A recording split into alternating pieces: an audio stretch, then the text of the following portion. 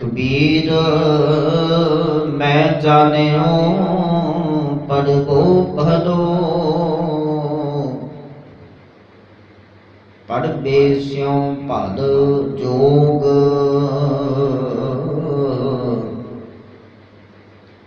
भगत न छाडो नाम की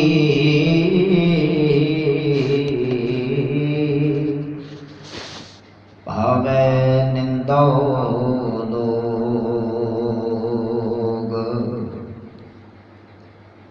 कबीर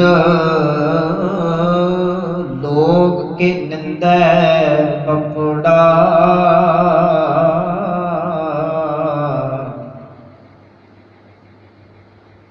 जेह मन नाही ज्ञान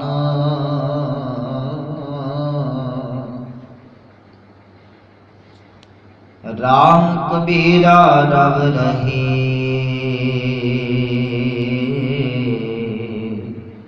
अवर तजे सब काम।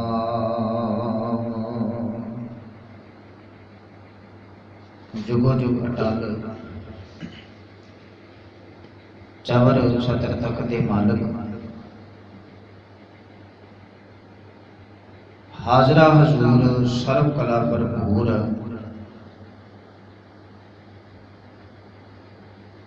गुरता गति के शबाए मान धन साहिब श्री गुरु ग्रंथ साहिब महाराज जीओ की पावन हजूरी अंदर बैठ करके शब्द कीर्तन का रस आनंद माणिया है। समा है सतगुरु जी की पावन बाणी की विचार का, तो मन बेतियां एकाग्र करके सजे हुए दीवान का जितना कुछ समा बाकी है विचार आरंभ करिए। गुरु बख्शी फतेह साझी करो प्यार अदब सहित आखो जी वाहिगुरु जी का खालसा वाहिगुरु जी की फतेह।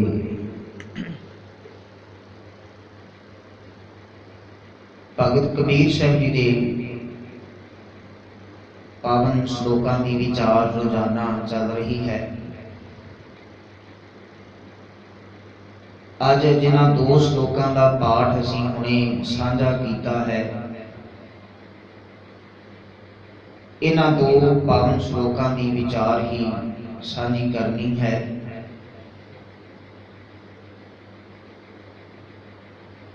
भगत कबीर साहब जी अज दे अपने इस पहले श्लोक विच मेहर करते ने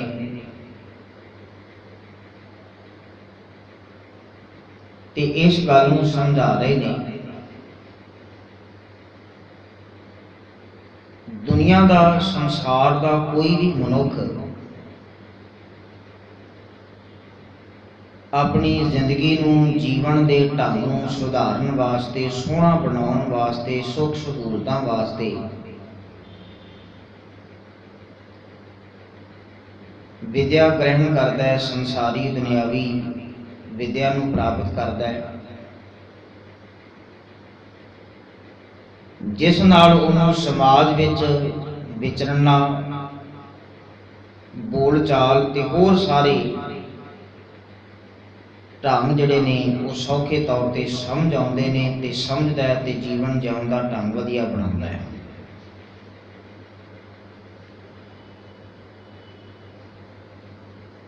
आम साधारण तौर पर मनुख दियां तीन लोड़ां जिहड़ियां ने पहले समय तो मुख मन्नियां गईयां ने। मनुख चाहुंदा भी सब तो पहला मेरे सिर उत्ते छत होवे, रहण वास्ते कोई घर होवे।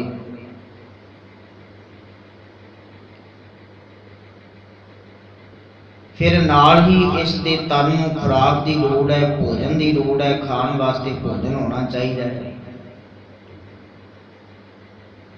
ते तीजी इहदी मुख लोड़ है भी शरीर उत्ते गर्मी सर्दी के पहनण वाले कपड़े होने चाहिए।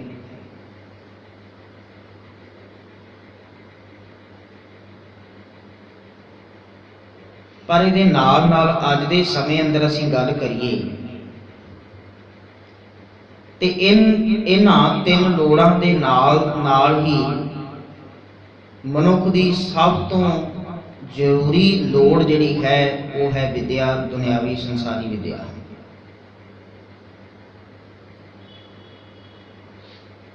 ਔਰ ਅੱਜ ਦੇ ਸਮੇਂ ਵਿੱਚ ਕੋਸ਼ਿਸ਼ ਯਤਨ ਇਹ ਕੀਤਾ ਜਾਂਦਾ ਵੀ ਹਰ ਇੱਕ ਮਾਤਾ ਪਿਤਾ ਚਾਹੁੰਦਾ ਵੀ ਉਹਨਾਂ ਦੇ ਬੱਚੇ ਜਿਹੜੇ ਨੇ ਉਹ ਚੰਗੇ ਸਕੂਲਾਂ ਦੇ ਵਿੱਚ ਪੜ੍ਹਾਈ ਪ੍ਰਾਪਤ ਕਰਨ, ਐਜੂਕੇਸ਼ਨ ਪ੍ਰਾਪਤ ਕਰਨ, ਚੰਗੇ ਨੰਬਰ ਲੈ ਕਰਕੇ ਪਾਸ ਹੋਣ।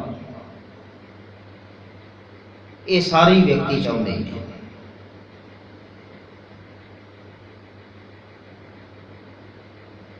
ਪਰ ਕਬੀਰ ਸਾਹਿਬ ਜੀ ਨੇ ਇਸ ਗੱਲ ਨੂੰ ਕੁਝ ਇੰਜ ਰੱਖਿਆ ਹੈ, ਭਲਾ ਹੈ, ਚੰਗਾ ਹੈ, ਇਹ ਲੋੜ ਵੀ ਹੈ, ਵਿਦਿਆ ਗ੍ਰਹਿਣ ਕਰਨੀ ਹੈ। ਪਰ ਜੇ ਕਿਸੇ ਮਨੁੱਖ ਨੂੰ ਇਹ ਵਿਦਿਆ ਗ੍ਰਹਿਣ ਕਰਕੇ ਅਹੰਕਾਰ ਹੋ ਜਾਵੇ ਜਾਂ ਇਹ ਵਿਦਿਆ ਗ੍ਰਹਿਣ ਕਰਕੇ ਸਿਰਫ ਦੂਜੇ ਨੂੰ ਨੀਵਾਂ ਵਿਖਾਉਣ ਵਾਸਤੇ ਆਪਣੀ ਵਿਦਵਤਾ ਝਾੜਦਾ ਰਵੇ, ਤੇ ਕਬੀਰ ਸਾਹਿਬ ਜੀ ਆਖਦੇ ਨੇ ਫਿਰ ਇਹੋ ਜਿਹੀ ਵਿਦਿਆ ਗ੍ਰਹਿਣ ਕਰਨ ਵਾਸਤੇ ਮੈਨੂੰ ਕੋਈ ਲੋੜ ਨਹੀਂ ਹੈ, ਮੈਂ ਨਹੀਂ ਪ੍ਰਾਪਤ ਕਰਾਂਗਾ। ਕਬੀਰ ਸਾਹਿਬ ਜੀ ਨੇ ਇੱਕ ਉਦਾਹਰਨ ਦਿੱਤੀ ਹੈ। ਕਹਿਣ ਲੱਗੇ ਬਨਾਰਸ ਵਿੱਚ ਕਾਂਸ਼ੀ ਦੇ ਅੰਦਰ, ਜਿਹਨੂੰ ਵਿਦਿਆ ਦਾ ਗੜ੍ਹ ਕਿਹਾ ਜਾਂਦਾ ਹੈ, ਉਥੋਂ ਦੇ ਰਹਿਣ ਵਾਲੇ ਉੱਚ ਜਾਤੀ ਦੇ ਬ੍ਰਾਹਮਣ ਆਦਿਕ ਜਿਹੜੇ ਨੇ ਉਹ ਵੇਦਾਂ, ਸ਼ਾਸਤਰਾਂ, ਧਰਮ ਗ੍ਰੰਥਾਂ ਇਹਨਾਂ ਦਾ ਅਧਿਐਨ ਕਰਦੇ ਨੇ, ਸਿਮਰਤੀਆਂ ਦਾ, ਪੁਰਾਣਾਂ ਦਾ ਪਾਠ ਕਰਦੇ ਨੇ, ਇਹ ਵਿਦਿਆ ਗ੍ਰਹਿਣ ਕਰਦੇ ਨੇ। ਉਹਨਾਂ ਵਾਸਤੇ ਬੜਾ ਜ਼ਰੂਰੀ ਕਰਮ ਹੈ। ਪਰ ਕਬੀਰ ਸਾਹਿਬ ਜੀ ਆਖ ਰਹੇ ਨੇ ਉਹਨਾਂ ਉੱਚੀ ਜਾਤ ਵਾਲੇ ਵਿਅਕਤੀਆਂ ਨੂੰ ਧਰਮ ਗ੍ਰੰਥਾਂ ਦੇ ਪਾਠ ਕਰਦਿਆਂ, ਪੜ੍ਹਦਿਆਂ, ਸਮਝਦਿਆਂ, ਸੁਣਾਉਂਦਿਆਂ ਜਿਹੜਾ ਉਹਨਾਂ ਦੇ ਜੀਵਨ ਨੂੰ ਮੈਂ ਪਰਖਿਆ, ਮੈਂ ਵੇਖਿਆ, ਉਹਦੇ ਵਿੱਚ ਜ਼ਿਆਦਾਤਰ ਇਸ ਤਰ੍ਹਾਂ ਦੇ ਨੇ ਜਿਨ੍ਹਾਂ ਨੇ ਉਸ ਵਿਦਿਆ ਆਦਿਕ ਨੂੰ ਗ੍ਰਹਿਣ ਕਰਕੇ ਸਿਰਫ ਨਿਰਾ ਬਹਿਸਬਾਜ਼ੀ ਦੇ ਵਿੱਚ ਪਏ ਨੇ, ਕਿਸੇ ਦੂਜੇ ਉੱਤੇ ਆਪਣੀ ਵਿਦਵਤਾ ਝਾੜਦੇ ਨੇ, ਦੂਜੇ ਨੂੰ ਨੀਵਾਂ ਵਿਖਾਉਣ ਵਾਸਤੇ ਵੀ ਮੈਂ ਜ਼ਿਆਦਾ ਪੜ੍ਹਿਆ ਤੇ ਤੂੰ ਘੱਟ ਪੜ੍ਹਿਆ, ਜ਼ਿਆਦਾਤਰ ਇਸ ਤਰ੍ਹਾਂ ਕਰ ਰਹੇ ਨੇ। ਤਾਂ ਕਬੀਰ ਸਾਹਿਬ ਜੀ ਆਖ ਰਹੇ ਨੇ ਵੀ ਜੇ ਇਸ ਵਿਦਿਆ ਨੂੰ ਗ੍ਰਹਿਣ ਕਰਨ ਕਰਕੇ ਕਿਸੇ ਦੂਜੇ ਨੂੰ ਮਾੜਾ ਹੀ ਆਖਣਾ ਹੈ, ਕਿਸੇ ਦੂਜੇ ਦਾ ਨੁਕਸਾਨ ਹੀ ਕਰਨਾ ਹੈ, ਕਿਸੇ ਦੂਜੇ ਦੀ ਨਿੰਦਿਆ ਹੀ ਕਰਨੀ ਹੈ, ਤਾਂ ਕਬੀਰ ਸਾਹਿਬ ਜੀ ਆਖਦੇ ਨੇ ਫਿਰ ਮੈਨੂੰ ਇਹ ਉਹਨਾਂ ਦੀ ਕਿਰਿਆ ਚੰਗੀ ਨਹੀਂ ਲੱਗਦੀ, ਇਹ ਕਰਮ ਠੀਕ ਨਹੀਂ ਹੈ। ਪਹਿਲਾਂ ਮੈਂ ਇਹ ਸਮਝਦਾ ਸਾਂ ਕਿ ਵਿਦਿਆ ਗ੍ਰਹਿਣ ਕਰਨੀ ਮਨੁੱਖ ਦੇ ਜੀਵਨ ਦਾ ਨਿਸ਼ਾਨਾ ਹੈ। ਤੋ ਸ਼ਲੋਕ ਵਿੱਚ ਕਬੀਰ ਸਾਹਿਬ ਜੀ ਆਖਦੇ ਨੇ, ਕਬੀਰ ਮੈਂ ਜਾਣਿਓ ਪੜ੍ਹਬੋ ਭਲੋ। ਕਹਿਣ ਕਿ ਮੈਂ ਸਮਝ ਰਿਹਾ ਸਾਂ ਇਹ ਵਿਦਿਆ ਗ੍ਰਹਿਣ ਕਰਨੀ ਹੀ ਭਲਾ ਕਰਮ ਹੈ, ਵਿਸ਼ੇਸ਼ ਕਰਮ ਹੈ, ਮਨੁੱਖਾ ਜੀਵਨ ਦਾ ਮਨੋਰਥ ਹੈ। ਪਰ ਜਦੋਂ ਮੈਨੂੰ ਇਹਨਾਂ ਲੋਕਾਂ ਦੀ ਸੱਚਾਈ ਪਤਾ ਲੱਗੀ ਹੈ ਤੇ ਫਿਰ ਆਖਿਆ ਪੜ੍ਹਬੇ ਸਿਉ ਭਲ ਜੋਗ, ਕਿ ਇਸ ਵਿਦਿਆ ਨੂੰ ਗ੍ਰਹਿਣ ਕਰਨ ਨਾਲੋਂ ਤੇ ਭਲਾ ਹੈ ਪ੍ਰਮਾਤਮਾ ਨਾਲ ਜੁੜ ਜਾਣਾ, ਰੱਬ ਨਾਲ ਜੁੜ ਜਾਣਾ, ਰੱਬੀ ਬੰਦਗੀ ਵਿੱਚ ਪ੍ਰਵਿਰਤ ਹੋ ਜਾਣਾ, ਸਿਮਰਨ ਵਿੱਚ ਜੁੜ ਜਾਣਾ। ਇਹ ਕਰਮ ਸਭ ਤੋਂ ਚੰਗਾ ਹੈ, ਜਿਹਦੇ ਕਾਰਨ ਕਰਕੇ ਬਾਣੀ ਵਿੱਚ ਹਜ਼ੂਰ ਇਹ ਵੀ ਆਖਦੇ ਨੇ ਪੜ੍ਹਿਆ ਅਨਪੜ੍ਹਿਆ ਪਰਮਗਤ ਪਾਵੈ। ਜੇ ਰੱਬ ਨਾਲ ਉਹਦੀ ਪ੍ਰੀਤ ਬਣ ਗਈ ਹੈ, ਰੱਬੀ ਹੁਕਮ ਵਿੱਚ ਤੁਰਦਾ ਹੈ, ਸਤ ਸੰਤੋਖ ਦਇਆ ਧੀਰਜ ਧਰਮ ਇਹਨਾਂ ਗੁਣਾਂ ਨੂੰ ਆਪਣੇ ਜੀਵਨ ਵਿੱਚ ਧਾਰਨ ਕਰਦਾ ਹੈ, ਤੇ ਕਹਿਣ ਲੱਗੇ ਵੀ ਉਹ ਪਰਮਗਤ ਉੱਚੀ ਆਤਮਿਕ ਅਵਸਥਾ ਦਾ ਮਾਲਕ ਬਣਦਾ ਹੈ। ਤੇ ਕਬੀਰ ਸਾਹਿਬ ਜੀ ਵੀ ਇਸੇ ਗੱਲ ਨੂੰ ਆਖ ਰਹੇ ਨੇ ਪੜ੍ਹਬੇ ਸਿਉ ਭਲ ਜੋਗ, ਭਲਾ ਕਰਮ ਪ੍ਰਭੂ ਪਰਮਾਤਮਾ ਨਾਲ ਜੁੜ ਜਾਣਾ ਹੈ। ਦੁਨੀਆ ਦਾ, ਸੰਸਾਰ ਦਾ ਕੋਈ ਵੀ ਕਰਮ ਕਰਦੇ ਹਾਂ, ਨਿਰੰਕਾਰ ਨੂੰ, ਪਰਮਾਤਮਾ ਨੂੰ ਚੇਤੇ ਰੱਖਣਾ ਸਭ ਤੋਂ ਵਿਸ਼ੇਸ਼ ਕਰਮ ਹੈ। ਇਤਿਹਾਸਿਕ ਤੌਰ ਤੇ ਗੱਲ ਮੈਂ ਸਾਂਝੀ ਕਰਾਂ, ਸਤਿਗੁਰੂ ਗੁਰੂ ਨਾਨਕ ਸਾਹਿਬ ਮਹਾਰਾਜ ਜਿਹੜੇ ਪ੍ਰਚਾਰਕ ਦੌਰਿਆਂ ਤੇ, ਉਦਾਸੀਆਂ ਤੇ ਜਦੋਂ ਜਾਂਦੇ ਨੇ, ਤੇ ਜਦੋਂ ਕੋਈ ਗੁਰਮੁਖ ਪਿਆਰਾ, ਰੱਬੀ ਪਿਆਰਾ ਉਹਨਾਂ ਨੂੰ ਆ ਕਰਕੇ ਮਿਲਦਾ ਹੈ, ਉਹਨਾਂ ਤੋਂ ਆਸ਼ੀਰਵਾਦ ਲੈਂਦਾ ਹੈ, ਤੇ ਸਤਿਗੁਰੂ किसी दुनियावी संसारी दौलत जां किसी होर दी जिहड़ी है भी आशीर्वाद वस्तु का आशीर्वाद देण दी बजाए ये आखदे ने भी तैनूं करतार चेते रहे। सत करतार का लफ्ज़ वरते ने, तैनूं रब चेता रहे।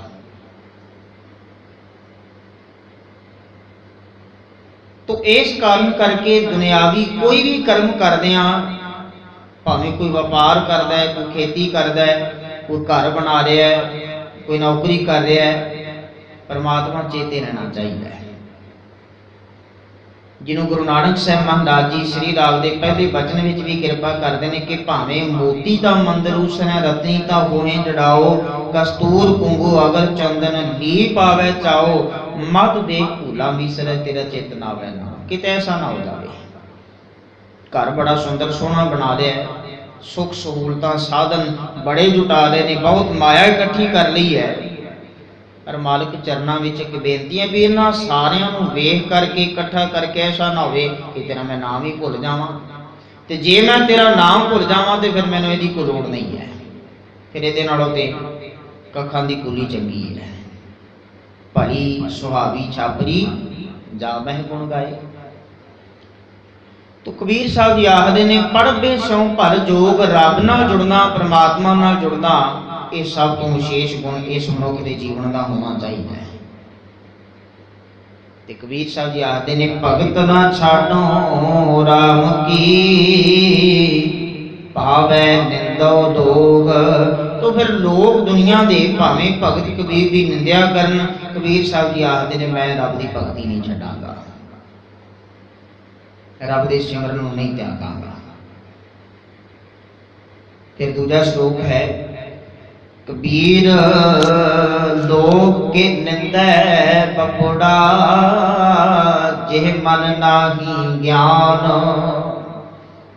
कबीर साहब जी आखते ने जिन्हां दे मन विच सच दा ज्ञान नहीं, जिन्हां दी सुरत परमात्मा नाल नहीं जुड़ी, जिहड़े रबी ज्ञान नूं अपने जीवन विच धारण नहीं कर सके, जे वो साकत रब नालों टुटे कोई व्यक्ति किसी भगत की निंदा भी करते होण, कबीर साहब जी आखते ने उन्हां दी परवाह नहीं करनी चाहिए। साकत मनुख रब नाल टुटिया होया व्यक्ति किसी भगत की निंदा करता है तो भगत नूं उसकी कोई मुताजी नहीं, भगत नूं उसका कोई डर नहीं, भगत नूं उसकी कोई फिक्र नहीं। कबीर लोग के निंदा बपड़ा, जिह मन नाही ज्ञान। जिन्हां दे मन विच ज्ञान नहीं, उन्हां कोल निंदा है तो केवल निंदा करते रहते। तो कबीर साहब नाल आखदे ने राम कबीरा रब रखे, अवर तजे सब काम। इस करके कबीर ते रब दा नाम चेते करदा है, अवर तजे सब काम। होर सारे कर्म जिहड़े ने त्याग दिते ने। ये होर कर्म की ने? सतसंगत के आसरे तो बिना, सत्संग तो दया धीरज ईमानदारी के गुणों तो बिना होर बाकी कर्म छड़ देते हैं। ये नहीं भी उन्होंने अपनी कीर्तकार छड़ दी, परिवार छड़ दिता, ऐसा नहीं है। घर विच रह रहे ने, गृहस्थ जीवन बतीत करते ने, अपनी कीर्तकार करते ने। कीर्तकार करदे होया राम कबीरा दब रहे। कबीर साहब ते राम नूं परमात्मा नूं जो हर थां ते रमया चेते करते ने, अवर तजे सब काम। होर सारे विकारां वाले ख्याल ये त्याग दिते ने। माड़े कर्मां दा ख्याल विचार ये जीवन विचों पासे कर देता है। तो कबीर साहब जी आखदे ने भी जदों असीं सच दे मार्ग ते तुर रहे हां ते सुभावक है भी जिहड़े व्यक्ति साडे कोलों ईर्खा करते हैं, साडी निंदा करते होणगे, वो कोशिश करते हैं भी इसनूं नीवां विखाया जाए, कोशिश करते हैं भी इहनूं अपनी अखां तो दूर किया जाए। पर जो सच दे मार्ग ते चल रहा है, निरंकार की भगती भी जुड़िया होया है, उहनूं इहो जिहे मनुखां दीयां कोझियां टेढ़ियां चालां दा कोई असर नहीं हुंदा। वो इन्हां गल्लां दी परवाह नहीं करते। तां करके कबीर साहब जी आखदे ने भगत ना छाड़ो राम की, भावै निंदो लोग, ते राम कबीरा रब रहे अवर तजे सब काम। इस करके कबीर साहब जी आज इन्हां दोहां श्लोकां में जो जीवन जाग बख्शिश करते हैं तो इसे गल नूं समझा रहे हैं कि दुनियावी संसारी किसी भी तरह की मनुख विद्या ग्रहण करे पर उहदा आधार उहदा आसरा परमात्मा नाल जुड़ना होवे, उहदी खलकत उहदी कुदरत उहदे कायनात दे सब जीवां दा भला होए, फिर वो विद्या जिहड़ी है सचमुच सार्थक है। गुरु नानक साहब महाराज जी की अपनी पंक्ति मैं साझी करके फिर विचार नूं संकोचदा हाँ। हजूर ने पवित्र बाणी में जिक्र किया आसा राग विद्या विचारी तां परोपकारी। हुण विद्या नूं ग्रहण करके जे ते परोपकार वास्ते दूजियां दे भले वास्ते वरत्या जा रहा है फिर ते परोपकारी है, ते जे किसी दूजे दे नुकसान वास्ते वरत्या जा रहा है तो फिर परोपकारी नहीं है। गल फिर साझी करा, जे विद्या ग्रहण करके किसी दूजे का भला किया जा रहा है फिर तो सचमुच उन्हें विद्या विचार ली है, विद्या नूं समझ लिया, विचारवान हो गया। ते जे किसी दूजे का नुकसान करने वास्ते विद्या ग्रहण की है तो परोपकारी नहीं है। उदाहरण के तौर पर किसी ने कोई मैडिकल की डिग्री कर ली है, कोई डॉक्टर बन गया, विद्या नूं ने विचार लिया, ग्रहण कर लिया,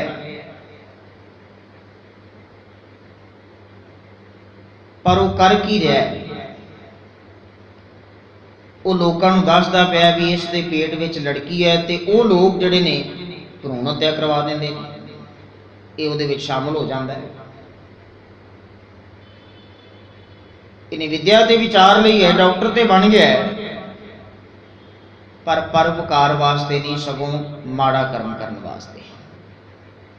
इस तरह के होर भी लोग जिहड़े ने अपनी विद्वता नूं इस ढंग दे नाल वरतदे ने, माड़े कर्म वास्ते किसी दूजे का माड़ा कर्म वास्ते वरतदे ने, ते बाणी आखदी भी विद्या विचारी नहीं है, ये परोपकारी नहीं है। ते जे किसी का भला करने वास्ते वरत्या जा रहा है तो फिर सचमुच परोपकारी है। तो गुरु मेहर करे, दया करे, जीवन का कोई भी कर्म करते हैं परमात्मा मालिक चेता रवे, ते रबी बंदगी करते हैं भावें संसार का कोई व्यक्ति जिहड़ा है भी वो निंदिया आदि की करता रहे, रबी भगत जिहड़े ने वो सिमरन विच बंदगी विच प्रवृत्त रहंदे ने। इहो जे निंदिया करने वाले दोखियां आदि की वो परवाह नहीं करते, क्योंकि मालिक के घर के सच्चे न्याय नूं वो जानते होंदे ने, ते जिहदे कारण करके बाणी विच हजूर कृपा भी करते हैं कि जो जो तुमरे भगत खायो तत्काल तुम्हारा।